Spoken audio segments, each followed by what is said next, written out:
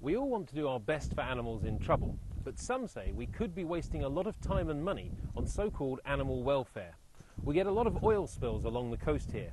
Each time we spend a fortune rescuing oiled birds, only to find many of them die anyway after they're released.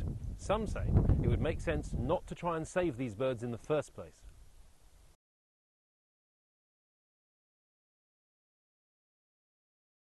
Well, I understand there's a big cost, but you couldn't very well leave a lot of dead birds on the beaches, could you? It would be disgusting for a start, and it wouldn't do much for tourism. Probably be a health hazard too. Anyway, seabirds are part of our natural environment, so we should try to save them. I don't know what might happen if they weren't there. I know people do ask the question, well, do they survive? And it's true that some don't and that the costs can be very high. But in many cases we're successful and rehabilitate birds which are then released back into the wild. Each time we learn more about the bird's needs so we can improve the chances of survival for future casualties.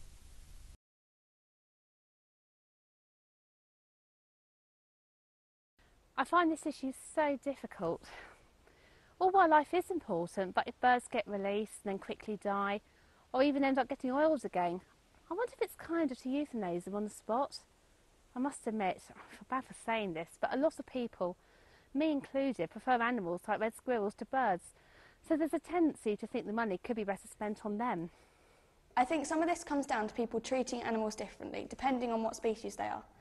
I think we should decide things like this on a case-by-case basis, whatever our personal feelings might be about the type of animal itself.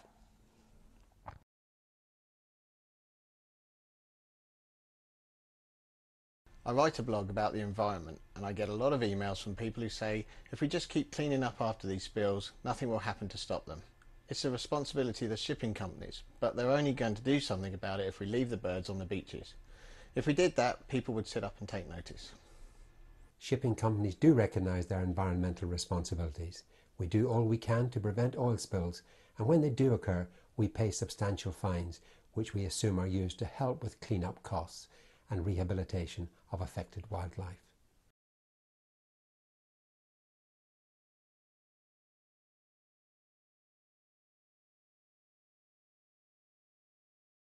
The RSPCA aims to promote kindness and prevent cruelty to all animals, whatever the species.